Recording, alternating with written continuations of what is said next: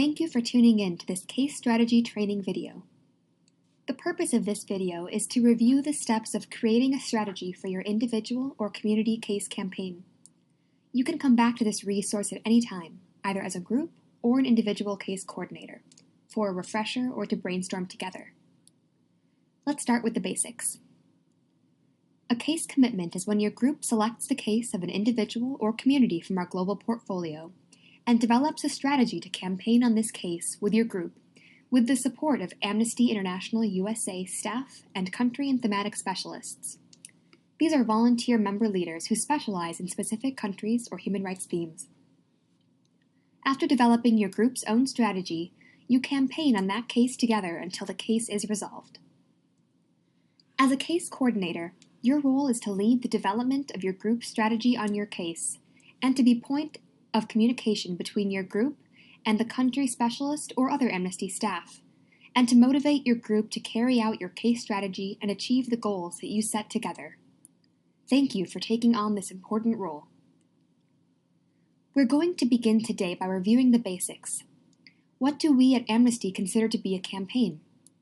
How do we define a strategy, and why is it important that we have one? Then, we will walk through steps 1 through 12 of the case strategy template. You might want to have a printed or digital copy of the template and your case dossier handy for reference. As we walk through each step, you might want to do 3 things. Number 1, begin brainstorming what you would include in each step for your case.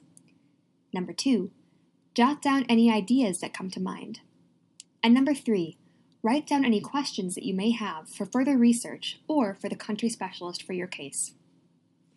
Finally, this training video will walk through your next steps as a case coordinator, how to host an in-person or cyber brainstorming meeting with your fellow human rights advocates, and to begin to put your strategy in action.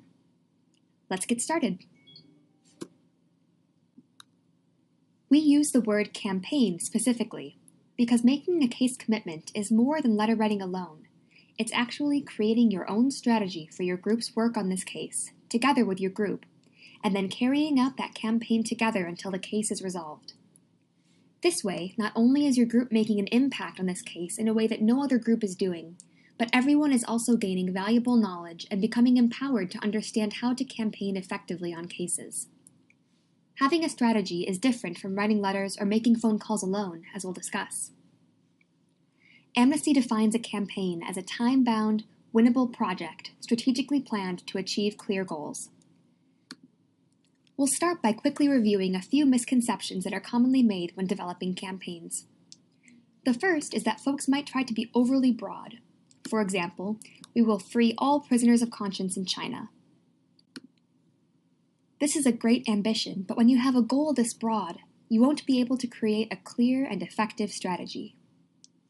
Secondly, at times we accidentally put tactics before our strategy.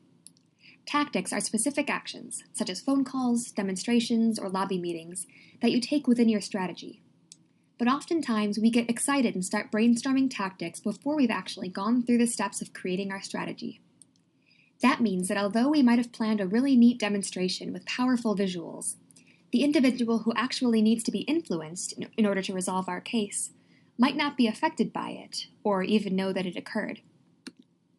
That's why it's important to plan your tactics in Step 8 of the Campaign Strategy Template. As we begin to walk through your 12 steps to a strategy, remember to make note of ideas or questions that come to mind. After explaining each step, we will use the case of Raif Badawi as an example. Raif Badawi is, as of April 2017, a prisoner of conscience in Saudi Arabia, sentenced to imprisonment and flogging just for writing a blog. If you haven't already, please open up Resource 3A within the Case Commitment Resources Google folder. You may also want to print out Resource 3B, or have another means by which you can take notes. We will begin at the very beginning of the strategy template, at number 1. This might be the easiest step, the goal for your campaign. The goal is your long-term vision for your case. And because most cases include more than one human rights violation, we generally make this a goal of a vision that involves the end of human rights violations against this person or community. Because that's what we ultimately want to see, the end of human rights violations against that person. Our goal in this example will be the end of human rights violations against Raif Badawi. Now that you have your broader goal, can you be more specific and break this long-term goal and vision down into different objectives? That's what we'll do in step 2. In the case of Raif Badawi, this would include A. Raif being released, B. Raif not being flogged while he remains in detention, and C. Raif being able to join his family in Canada. Use the acronym SMART when writing your objectives. They should be specific, measurable, achievable, realistic, and timely. Your case dossier will usually include objectives for your case underneath the Goals section. Number 3. After you have broken down the objectives that you would like to achieve in order to realize your long-term goal, you next need to determine what is the first objective that you will focus on. This singular objective will determine the rest of your strategy. You generally want to pick the objective that is most urgent and severe, and the one on which you believe you could make an impact. In Raif's case, we will select the first objective, that Raif is released. While we of course want him to be able to rejoin his family, this will only be a possibility if and when he is released. Again, it is important that your primary objective is specific, because the rest of your strategy will be built around it. Now that you have your primary objective in mind, we can begin to develop your strategy around it. The first step is identifying the person who has the power to fulfill your primary objective. This person is called the decision maker. To return to the example of Raif, the person who is identified to be the decision maker for the objective of his release is the King of Saudi Arabia. But while the king is the ultimate decision maker in his case, don't be alarmed that your group alone somehow has to influence the King of Saudi Arabia. That's what your strategy is for. We can help find ways to influence other folks called messengers that we may have better access to, and who may be able to raise the message with the king. Make sure that your decision maker is as close to one person as it can be. Try to isolate the one person who has the power to give you what you want in your primary objective. I'm going to explain the next step, called theory of change. That sounds inspiring, and it is. The theory of change is your big picture summary of influence. Why would the decision maker grant your objective? And how can your group help bring that outcome about? Sometimes when thinking about your theory of change, it even helps to work backwards. Say that you have committed to the case of Raif Badawi. After you have done some initial research on your country and decision maker, imagine, as a thought experiment, that the King of Saudi Arabia has released Raif Badawi. Try to visualize what you think would have had to happen to arrive at this point. How did the pressure build such that choosing to release Raif was the easiest path forward? Sometimes you have to consider how to bring about an environment where not making the decision in favor of your primary objective is so uncomfortable that deciding in favor of your objective, releasing Raif, is the most convenient thing for them to do. So you might want to think about, what does your country and official care about? This is an area where your group has a lot of creative opportunity to do hands-on research and to connect with your country specialist who has expertise on the country and potentially its diplomatic relations with the United States. Your research into what the official or country cares about can get as specific as the likes and dislikes of the decision maker. Maybe if you discover that your decision maker loves Bob Dylan, you can leverage this knowledge in your campaign. Think about the ways in which countries might be sensitive to international criticism, in the press, in government meetings, on social media, with public demonstrations, and more. For instance, there are some countries, especially for those whom U.S. aid is important, that care deeply about the public image of their country in our press. Here is an example of what a theory of change might look like for Raif's strategy. King Salman will release Raif if enough Saudi embassies around the world and enough allies of the government, including the USA, urge him to do it. We, therefore, will put pressure on the Saudi embassy in the US and on President Obama via the Department of State and Congress. When you create your theory of change, try to replicate this formulaic quality. W, your decision maker, will do X, your objective, if Y happens. Therefore, we will do Z to bring about Y. You should be sure to create an overall theory of change focusing on resolving your primary objective in this step. But it is worth noting for your brainstorming stage that you can apply this type of analysis to more granular pieces within your strategy. For example, say that you complete your strategy and think that finding the support of a certain member of Congress is critical in achieving your objective. You might develop a theory of change around this smaller sub-objective. How could we convince this member of Congress to do X, Y, or Z to help you resolve your primary objective? What do they care about, and what would influence them? When creating your overall theory of change, you might wish to reference the SWOT tool within the campaign strategy template. Use this tool to assess the internal strengths and weaknesses of your group, and the external threats and opportunities that relate to your case. For example, there might be a bilateral meeting coming up between the US and your country. This could be an external opportunity. Perhaps someone in your group has a good relationship with the office of your member of Congress and has an upcoming meeting. This might be an internal strength for your group. Number 6, messages. Messages are the words and visuals that you will use to influence messengers and, ultimately, to influence the decision maker to grant your objective. This might seem like an obvious concept, but it's very important. The messages that you use will vary based on who you are trying to appeal to, because they should be tailored to influence that person. When creating messages, think, what does this person need to hear to be moved to grant our goal? Accordingly, your case strategy messages will be different depending on who you're targeting. Appeals to US authorities might be different than appeals to the country's ambassador in the DC. For example, if we were appealing to President Obama about Raif's case when he was in office, we could have said, President Obama, is oil more important than human rights? If you're writing to or meeting with a representative, you might also try to appeal to their political interests. Check out statements they've made on your case or the theme that it represents, or if they're on a committee that might hold relevance for your case. Remember that messages are delivered by your tactics, including tweets, letters, emails, calls, lobby meetings, protests, and letters to the editor. Number 7, messengers. Messengers are individuals who can help deliver our messages to the decision maker.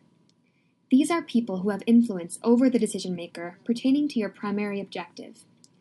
People that they might consult, listen to, or otherwise respect.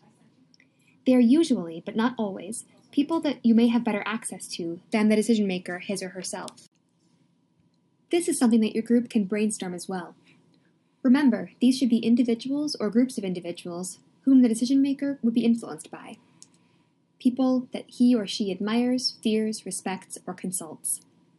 The idea with messengers is that a message delivered either in conversation, letter, or phone call from just the right person can be more influential than even 500 or 1,000 petition signatures sent directly to the decision maker. Your messenger list should include the ambassador for your country, unless your country specialist suggests otherwise. Research your elected officials in Congress. Would they be amenable to your request? Can you rally other constituents in your district to display concern about this issue as well? If you make a clear, simple, and relatively non-controversial ask, and especially if you're able to display additional constituent support, it is very possible that your congressperson's office could grant your request.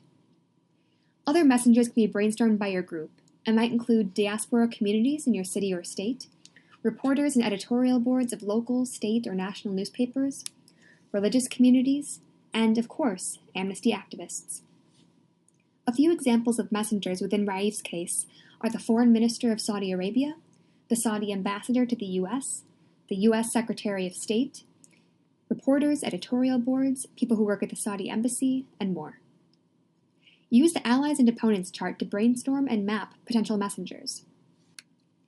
You want to use your group's resources and energy effectively, and it is generally suggested that it is hard to move someone more than one step on the Allies and Opponents spectrum. So try to focus your efforts on those who you think could reasonably be willing to support you in your efforts. Keeping in mind that you want to focus your group's resources effectively, we will mention that unlikely allies can be very effective messengers in campaigns. People that you might not expect to speak out on your case or issue, and so are especially influential when their voice is heard. For example, within Albert Woodfox's case, a man who was held in solitary confinement for over 4 decades in Louisiana, an unlikely ally could have been a well-known conservative politician who had an interest in criminal justice reform. Number 8, tactics. Tactics are the things that you do to get your message in front of the decision maker to convince them to grant your primary objective. Tactics might take the form of tweets, emails, letters, calls, demonstrations, media pieces, coalition statements, and more. There are many resources online that list dozens of other nonviolent tactics that you can use, from the usual to creative. There are countless tactics that you can use, but like every group, you have limited resources, including time and energy. So as group coordinator, you can make sure that the ones that you do select will be most effective to get your message across to the decision maker. For example, recruiting your senator to advocate for your case might be a better use of your time and other resources than gathering even 1,000 petition signatures. When considering tactics, always try to imagine how the decision maker will be influenced by this. Will he or she feel so influenced and pressured by this tactic that he or she will want to make it stop by granting our objective? If we were working on Raif's case, here are a few sample tactics that we might plan in order to deliver our message to the decision maker. Number 1, organizing a phone-in action to the Saudi embassy. Number 2, placing an op-ed in a local paper, and then potentially even sending the clip to your congressperson, urging them to write or sign on to a letter to the king. Check out resources 4A through E in the Case Coordinator Resources Google folder. There you will find tips on lobbying, media, and social media tactics. One of your final steps is to evaluate your group's resources. This step is especially important to take together as a group so you can ensure that you have as comprehensive a list as possible. If and when you choose to host a brainstorming meeting with your group to help develop components of this strategy, one of your last steps will be to make a list of all the resources that you have as a group. Resources are not only material, money or other physical objects, but are also the skills, connections, and existing partnerships that you or your group members can draw upon, both to generate tactics and to engage new audiences into your campaigning. For example, you might write down that one member has had meetings with your senator before and may be able to ask for another meeting. One member might be a skilled writer who could place an LTE, a letter to the editor, in your paper. One member might have a presence on Twitter who could be a social media coordinator and organize social media actions. Your resources that you have will inform the tactics that you'll be able to use when you create your plan, so be as comprehensive as possible here. After making your complete list of resources, it's time to consider where you need to build your resources to become most effective.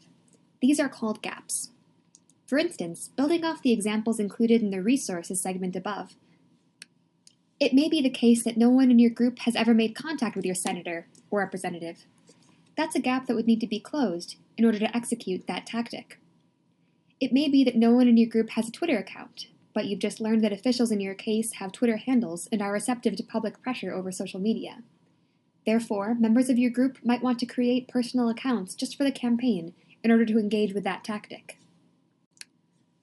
These are examples of gaps that could be closed in order to implement new and diverse tactics.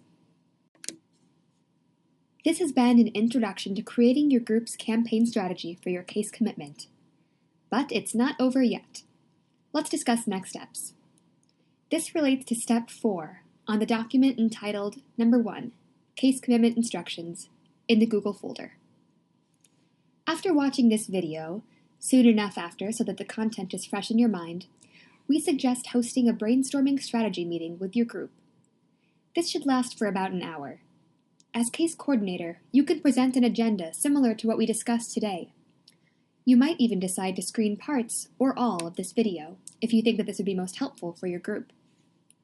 If you choose not to share this video, make sure that everyone understands what is a campaign strategy, what is your theory of change, what makes an effective tactic, and how tactics differ from your strategy overall.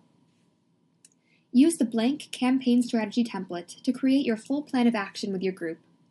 Pay special attention to brainstorming locally relevant messengers, resources, gaps, and tactics that are diverse and thoughtfully brainstormed to influence the decision maker. It's also suggested that you create a timeline together. You might choose to start small and to escalate your actions. Try to assign specific quantities and timeframes for these goals. When creating your timeline, consider key dates that are on the horizon. These will be included within your case dossier. Is there an important religious holiday soon? When is the anniversary of the human rights abuse? Do you know the individual's birthday? Or perhaps any international day that correlates with the case? For your first strategy plan, you might want to pick a 6-month or 1-year time frame to break down and plan for. Within 6 months, what do we want to have achieved? Most importantly, don't get overwhelmed. You can start small. Take your first action at your brainstorming meeting, even if it is as small as placing one phone call to the embassy or writing a message of solidarity letting the individual know that you have begun working on their case. This will help ease people into the campaign and engage them in the case. You might also consider scheduling a phone call with the country or thematic specialist with whom you are working to benefit from their expert knowledge. You could choose to do this before or during the group brainstorming meeting. Your group may wish to break into small groups to brainstorm, or even to let people reflect and bring ideas to the next group meeting. Finally, once your strategy is complete, please share it with the country specialist with whom you are connected. They might have a few suggestions or even a couple red flags to share with you based on their expert knowledge of the country or the case. Once your strategy is created and you begin your campaign, there is still one important ongoing consideration, and that is the concept of evaluation. Active evaluation is critical in long-term ongoing activism such as case commitments. It's important that we keep doing things because they are effective and making an impact, not just because that's how it's always been done. We suggest that you keep asking these questions. Is the decision maker being influenced by our tactics, either directly or through the influence of messengers? For example, we might get 1,000 signatures on a change.org petition, but the official is none the wiser, or we could turn out 12 people to a call-in party to the embassy and directly deliver our demands. Consider, are we hitting the benchmarks that we're setting in terms of short-term milestones? For example, getting the support of a congressperson by month 2, or activism benchmarks, for example, generating 100 letters on the case by the first month. Are we trying diverse tactics, thinking creatively, and tracking and evaluating our impact? You may need to correct your strategy based on new information that you learn or resources that are either added or subtracted. You may also choose to host brainstorming or check-in sessions once every few months. Finally, we ask that you track and share your actions. Believe it or not, we count every single action taken on individual cases. Why do we do this? Because we are then able to use this information in follow-up advocacy with government officials. It is powerful to be able to say that people in the U.S. have taken X number of actions on this case. We can demonstrate that people care, and they should listen and take action. It also helps our global colleagues understand the efficacy of the work happening on these cases. If actions are being taken but progress isn't happening, perhaps they will decide to launch a new action to catalyze a renewed response. And finally, we frequently share this information with individuals within the cases themselves, to provide hope and to let them know that people all around the world care about them and are taking action to resolve the violations that they experienced. Congratulations! You've made it to the end of the Case Strategy Training video. Remember to revisit the Case Coordinator Resources Google folder for additional resources and email iar@aiusa.org if you have any outstanding questions. Thank you again for taking on a case commitment. Your work is so important, and we're here to support you.